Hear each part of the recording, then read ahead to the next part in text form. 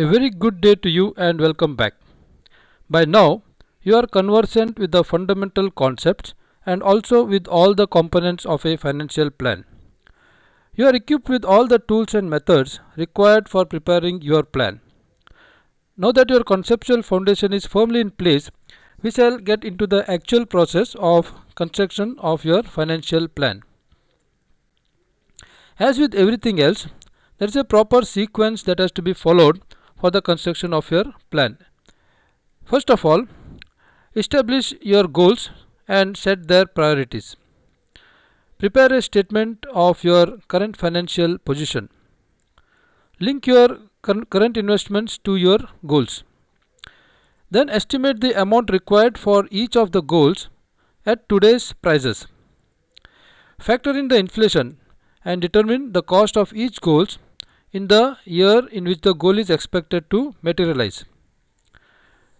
Next, you got to determine the gap or the shortfall in the amounts required for each of those goals.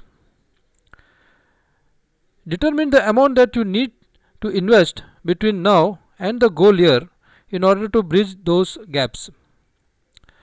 Decide on the various investments in which to put your money in order to bridge those gaps. The next part is the implementation of your plan.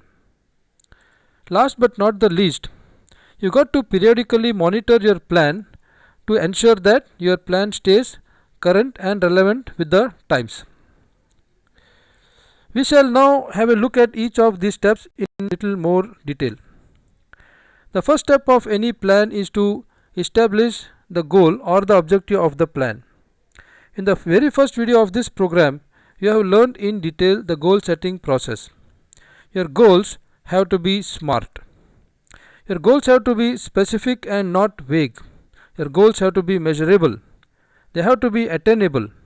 They have to be relevant to your plan, and last but not the least, they have to be time bound.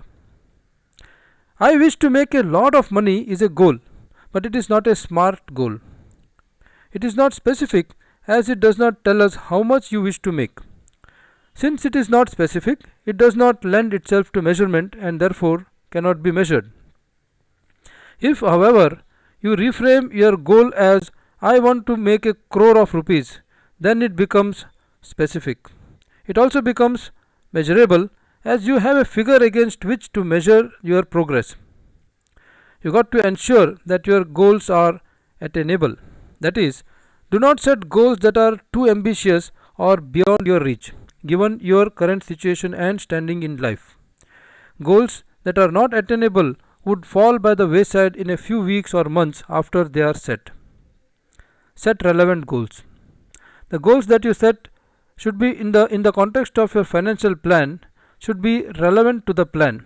For example, I wish to create awareness of the general hygiene in the minds of the public may be a worthy goal, but in no way relevant to your financial plan. Last but not the least, you should have a time frame within which to achieve your goal. I wish to make a crore in 2 years is a time bound goal.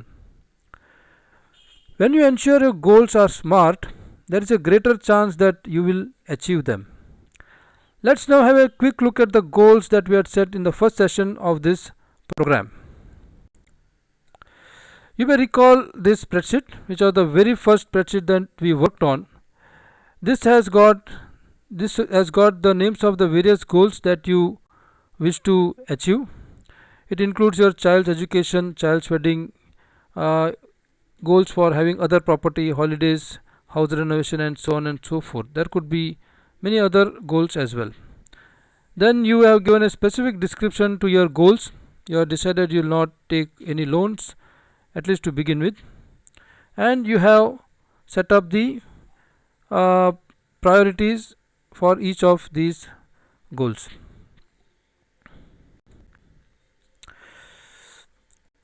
The next step is to find out the net worth by preparing the statement of your financial position. You may recall again that this topic was covered at length when you went through the second component of your financial plan. Let's have a quick look at what we did to refresh your memory. You may recall that we had prepared this statement when we went through the session on your preparing your financial position. This chart which you see is a summary of all your assets and your liabilities. The chart below is of course the same chart in rupees lakhs. Each figure in this chart has got a detailed schedule, like you can see here.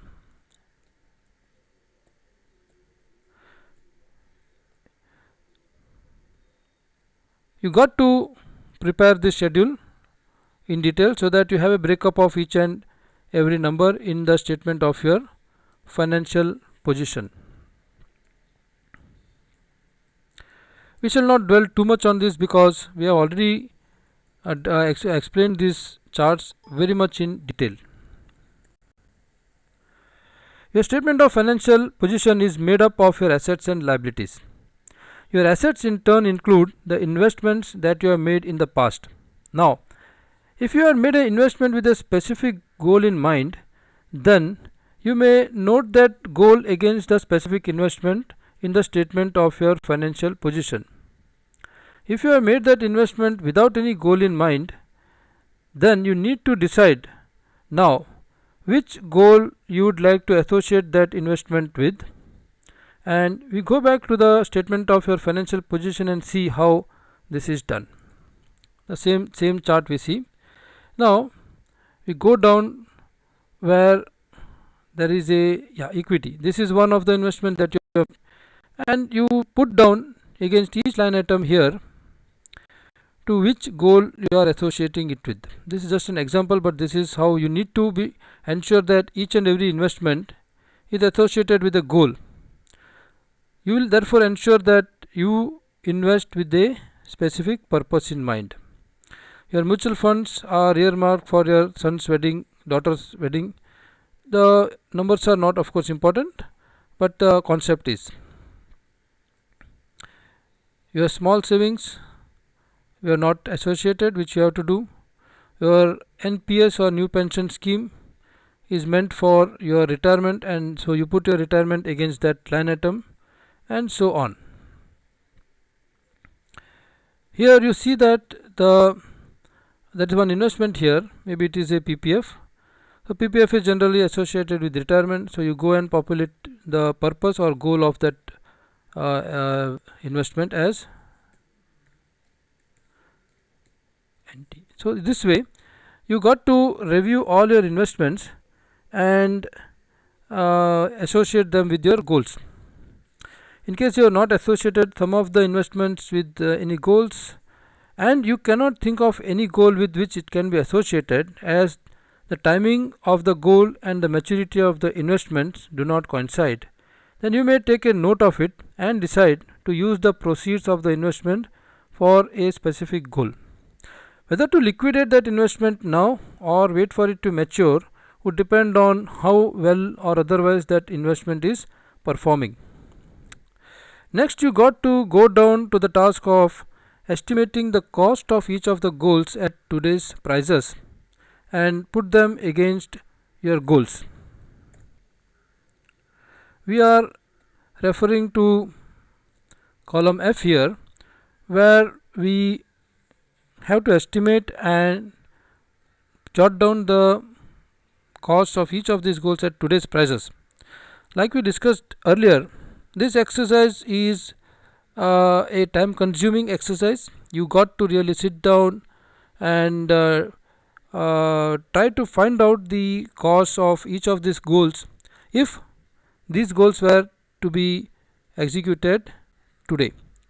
So each of these goals would, it depend on things like whether you want to send your child for education abroad, or you want to send your child for education within the country, which stream of education your child would graduate or postgraduate, whether it is medicine or engineering or architecture, because the costs of each one of them are different, and further in which specialization, whether it is electronics or mechanical, whether it is you want to him to study to be a heart surgeon or a neurosurgeon. Each of these have got various costs associated with that, and you got to really sit down and spend quality time to estimate these costs. Similarly, for wedding, as we discussed, it depends largely on the community to which you belong, whether your child is a male child or a female child, because these costs are vary with all these variables. So we then go back here, and the next step after you do that is to factor in the inflation into each of the estimated costs. For doing this, we need to have the rate of inflation, the number of years, and the estimated cost of the goals which we have just discussed. Go back to the spreadsheet, and as you see, this spreadsheet has already got columns to do that calculation. This column K shows the number of years from today when the goal is expected to materialize. This is the estimated cost which you have determined, and the rate of inflation we take is generally 7%. So with these three inputs, we use this formula which says the cost at today's prices into 1 plus inflation rate raised to the number of years would give you the estimated cost of each of these goals on the goal year.